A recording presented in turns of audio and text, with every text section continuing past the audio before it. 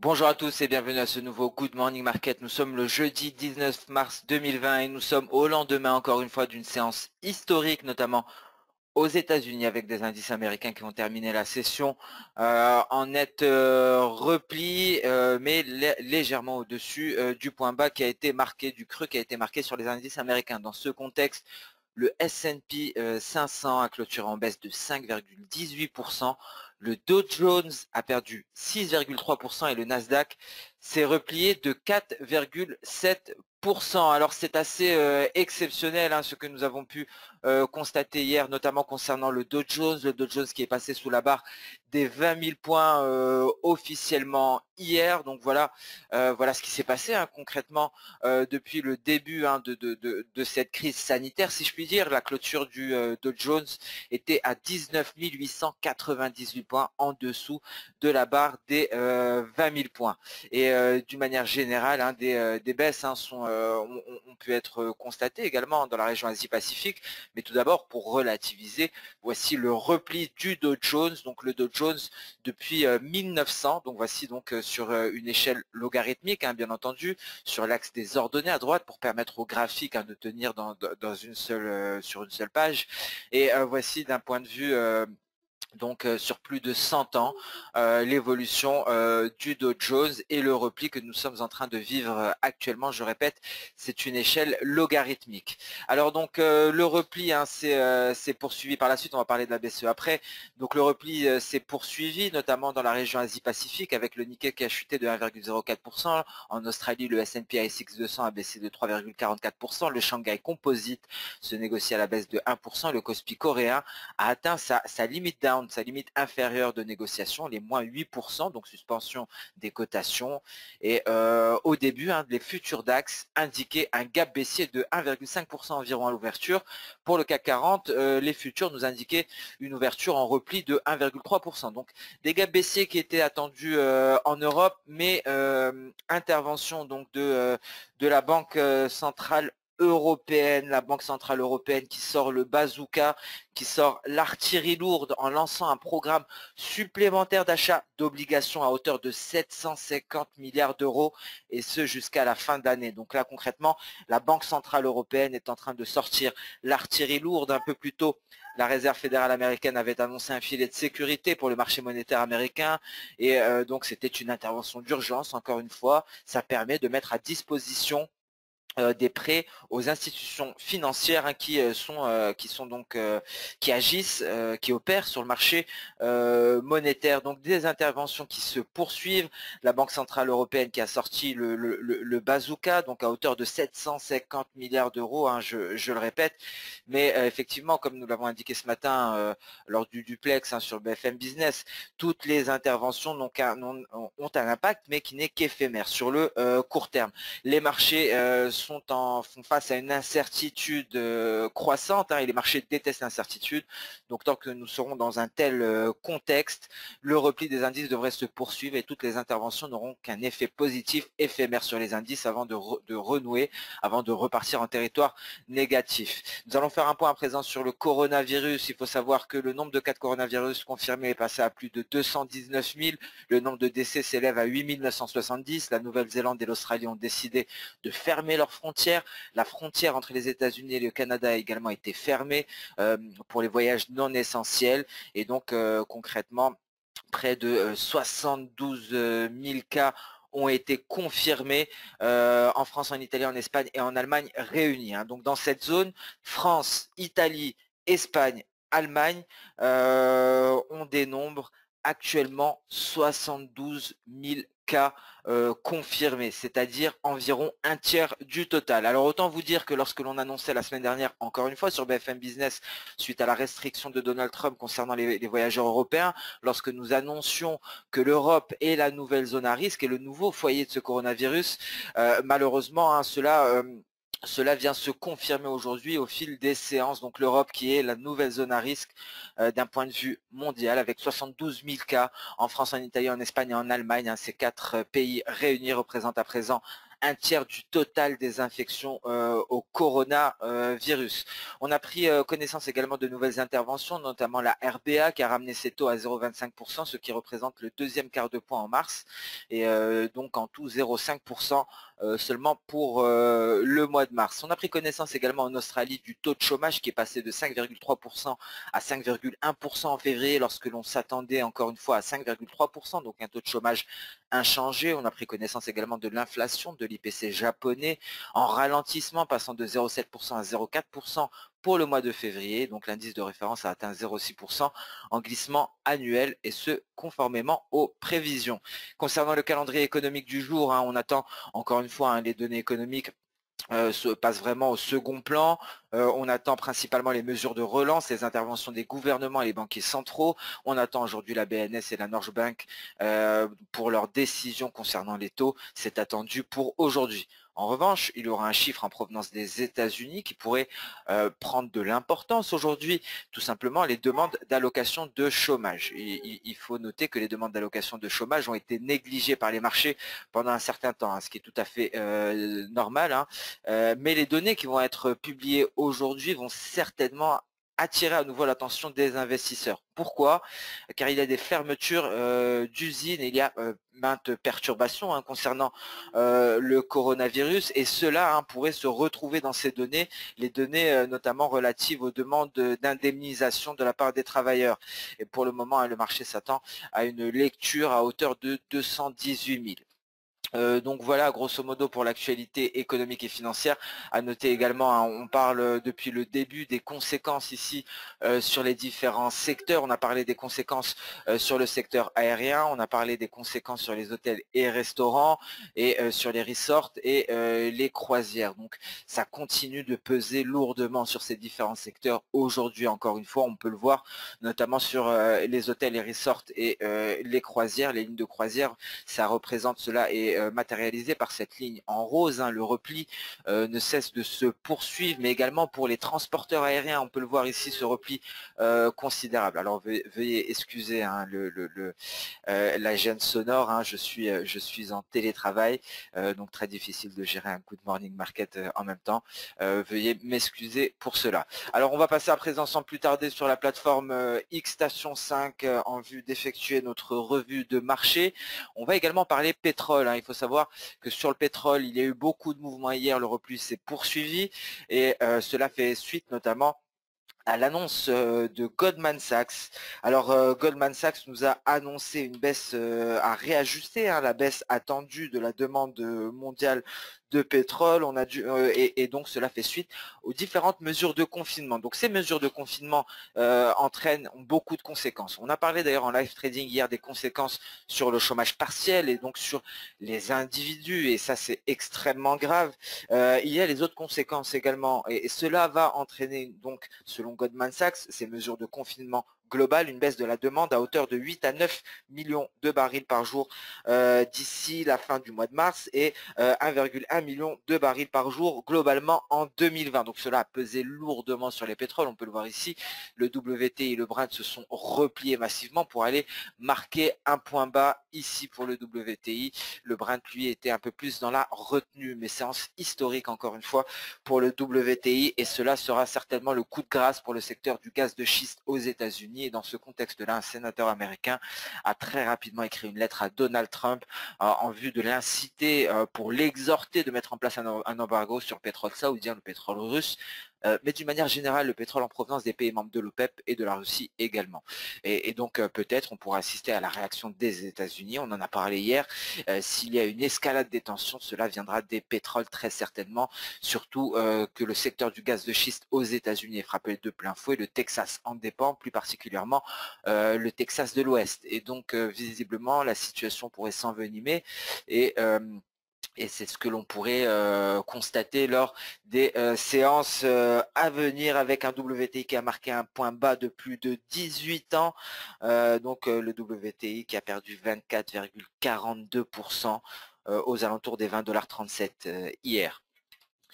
Nous allons passer sans plus tarder sur le marché des changes. Je vais essayer d'aller vite car il y a donc une vidéo spéciale sur le gold et ce sera à midi. Donc je vais essayer de vous préparer un maximum de ressources pour ce webinaire, un maximum de visuels graphiques. Donc je vais essayer d'accélérer. Donc l'euro-dollar, tout d'abord le dollar index, le biais vert qui ne cesse d'être soutenu par la Réserve fédérale américaine. Tous les prêts, toutes les cotations se font en dollars US. Et à présent, donc, il faut assurer la liquidité du billet vert pour assurer donc pour assurer donc le marché du crédit. Et donc cela entraîne un rallye sans précédent sur le billet vert, ce qui entraîne l'euro-dollar à la baisse. On a déjà vu cette ondulation en V. On est en train de surpasser le récent sommet. En revanche, sur l'euro-dollar, on est en train de finaliser cette ondulation en V inversée en allant chercher ici la ligne de force E aux alentours des 1,08 25, il me semble, 1,0820 grosso modo. Donc, et l'USD CAD. Alors l'USD CAD, pour retrouver la cotation actuelle, je dois réduire mon graphique. C'est le repli du pétrole en bleu. Vous avez les cours du pétrole. Je vous rappelle que l'USD CAD est corrélé négativement avec le pétrole, le Canada étant un important producteur pétrolier et corrélation négative entre l'USD CAD et le pétrole qui s'est replié hier pour marquer un point bas, ce qui a propulsé l'USD CAD vers de nouveaux sommets, un nouveau point haut pour l'USD CAD qui a été marqué hier, un nouveau point haut encore une fois à 1,4670 environ pour l'USD CAD. C'est la ligne de force E que l'on ne cesse de titiller sur l'USD CAD. L'USD Yen, lui, qui poursuit à la hausse, qui vient se confronter à son nuage journalier, à la résistance des 108,93, plus globalement les 109, le seuil psychologique, le GBP USD assez incroyable. Et ce sont les mouvements sur le biais vert, les interventions, les injections de liquidités de la Réserve fédérale américaine qui propulsent le biais vert à la hausse et qui entraînent tous ces mouvements sur les paires majeures, avec un GBP USD qui est allé chercher hier un creux de 35 ans et qui poursuit à la baisse aujourd'hui. Assez impressionnant, encore une fois historique, que ce soit sur le marché des changes, sur les indices boursiers hier avec le passage sous les 20 000 du Dow Jones et sur les matières premières avec le repli des pétroles, les pétroles qui vont chercher un nouveau point bas hier. On passe sans plus tarder sur les indices boursiers. Nous allons débuter par le DAX. Le DAX en données hebdomadaires, on en parle, on le suit ce graphique depuis de nombreuses semaines, depuis la formation de ce broadening top, de ce porte-voix, ce sommet en porte-voix, donc qui indiquait un retournement de tendance clairement validé. Nous sommes à plus de 20% de repli depuis les récents sommets. Donc nous sommes passés officiellement à ce niveau-là. Nous sommes passés donc en bear market, donc en tendance baissière, donc un retournement de tendance qui a été effectivement annoncé par cette figure de retournement, donc un changement de tendance majeur à l'heure actuelle. Le DAX est sur support, c'est un support de très long terme, c'est une extension de SSB, une SSB qui date d'octobre 2014, c'est le support du jour en hebdomadaire. En journalier, on continue, on vient tester ici les lignes de force issues de ce N baissier, dernière ligne de force en date à avoir été franchie avant le retrait, la ligne de force MT, les 8200 points. D'un point de vue intraday, cette intervention de la BCE, le bazooka de la Banque Centrale Européenne, l'artillerie lourde à hauteur de 750 milliards de dollars a permis de limiter la casse en début de séance européenne, avant, encore une fois, encore et toujours, un rebond éphémère qui s'est vu freiner comme d'habitude par un palier de Kijun, en cours de test actuellement. Mais si on se base sur les historiques, si on se base sur l'évolution, sur les réactions de marché précédentes, cette résistance pourrait mettre un terme à ce rebond éphémère. Au cas où cette résistance venait à être franchie, je vous rappelle qu'il y a une autre résistance, un autre palier de Kijun qui est juste ici. C'est ce palier qui a freiné cette mèche supérieure. Et par la suite, nous avons encore une fois une autre résistance. Si vous voulez des résistances à la hausse, il y en a. Ces résistances sont des points de vente. Ce ne sont pas des points d'achat en cas de franchissement. Ce sont des points de vente. Et cette résistance devrait freiner toute tentative, comment dire, tout pic d'optimisme pourrait être freiné dans tous les cas par les 8698, soit les 8700 points, tout simplement, ce fameux seuil psychologique que nous avions retrouvé, il me semble, en hebdomadaire. Et donc concrètement, nous avons le seuil psychologique des 8700 points, la dernière barrière, la barrière la plus forte qui attend ce rebond éphémère, s'il parvient à s'affranchir des résistances. des précédentes résistances, les 8583, les 8607, et donc ensuite on a les 8700. J'essaie de clarifier un maximum. En tout cas, vous avez plusieurs résistances à la hausse. Le CAC 40, lui, toujours toujours donc en suspens sur ce support. Voilà, je ne trouve même pas les termes adéquats. En suspens sur la ligne de force NT, 3762 points pour le moment. On tente de s'affranchir des 3900 points. On reste sous les 4000 points. Tant qu'on est sous les 4000, les perspectives sont baissières d'un point de vue intraday.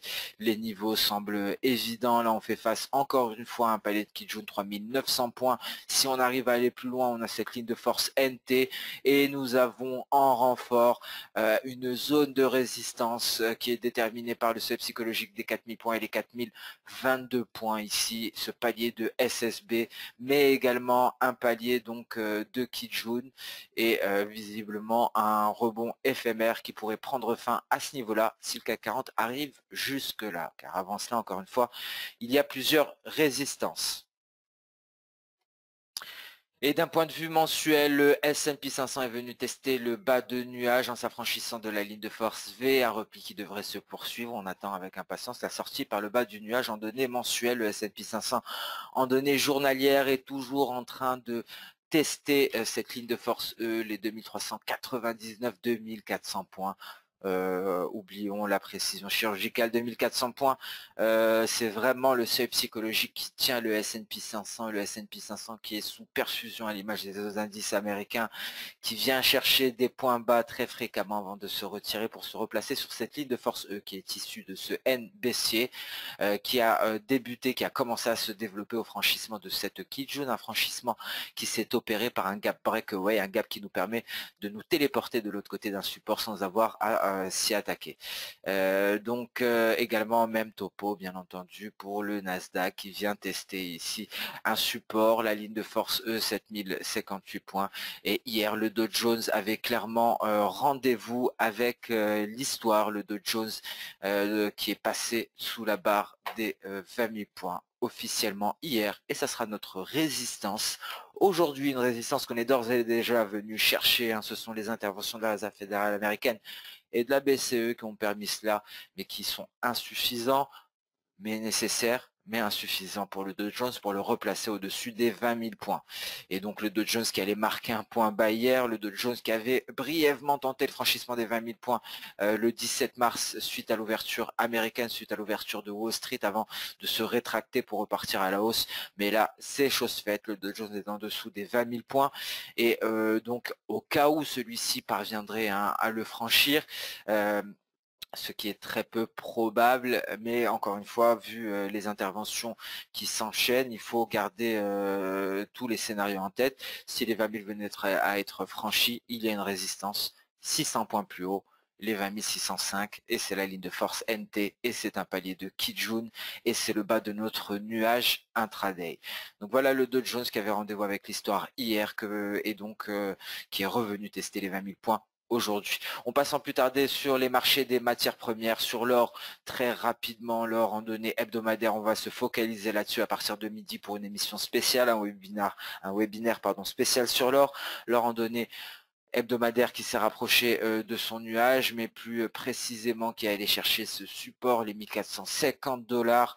Alors concrètement, on part de les supports hein, évoluent de 100 $ à 100 $. Hein, c'est une volatilité extrême sur le gold en données journalières. C'est encore plus frappant. On est venu se poser sur ce support 1483 $, un palier de SSB, et on peut constater hein, on peut constater de par le dernier chandelier japonais l'extrême volatilité que nous vivons actuellement sur le gold, pas seulement sur le gold, mais nous nous intéressons au gold actuellement, avec cette longue mèche inférieure, longue mèche supérieure, un corps extrêmement dégradé. Cela montre l'incertitude très précisément sur support à 1483 $. Donc voilà pour le gold en données journalières, prudence sur l'or. On passe à présent sur les pétroles en données intraday, les pétroles également qui avaient rendez-vous avec l'histoire hier, notamment le WTI, un repli massif hein, depuis le récent pic, hein, si je puis dire, qui nous avait mis la puce à l'oreille. On était allé chercher un repli de 38,5% pour aller marquer un point bas avant de rebondir, retour à la moyenne, pour aller chercher la Kijun à 24 dollars pour le WTI. Pour le Brent, on est allé tenter de surpasser la Kijun qui est à 26,86 $. On est actuellement aux alentours des 27 $ le baril de Brent de la mer du Nord. Et donc, sur ce Good Morning Market touche à sa fin. J'ai essayé d'aller vite parce que je dois vous préparer quelque chose de solide pour midi. Concernant le gold, l'or, il y a beaucoup d'interrogations, beaucoup de questionnements par rapport à toute cette volatilité sur le métal précieux, cette valeur refuge par excellence qui semble perdre ce statut de valeur refuge, contrairement par exemple au CHF, et je vous rappelle qu'on attend la BNS aujourd'hui, d'ailleurs la Banque nationale suisse. On se retrouve à midi pour ce webinaire spécial Gold, spécial Or, valeur refuge par excellence. En attendant, je vous souhaite une excellente première partie de séance de trading, la séance européenne qui s'annonce passionnante, la séance américaine, et également on enchaîne des séances historiques face à cette crise sanitaire. Donc je vous souhaite bon courage pour cette première partie de séance. Je vous donne rendez-vous à midi pour un webinaire spécial sur le gold. Merci à toutes et à tous pour votre soutien, pour votre fidélité, pour tous ces commentaires que je ne cesse de constater. Il y a de plus en plus de commentaires sur YouTube. Je vous remercie de votre fidélité. N'hésitez pas à poursuivre ainsi. C'est ce qui nous encourage à travailler. Nous sommes actuellement, la salle de marché XTB France a été évacuée en début de semaine. Nous sommes tous en télétravail. Nous faisons notre maximum pour continuer à vous fournir un service de qualité, que ce soit du côté donc de l'analyse ou même du côté de l'accompagnement. Et donc merci pour votre soutien, merci pour tous ces commentaires. Je vous souhaite donc une excellente journée. Je donne rendez-vous pour la suite donc des différentes émissions à ceux qui seront disponibles. Pour les autres, rendez-vous demain pour le prochain Good Morning Market. Au revoir.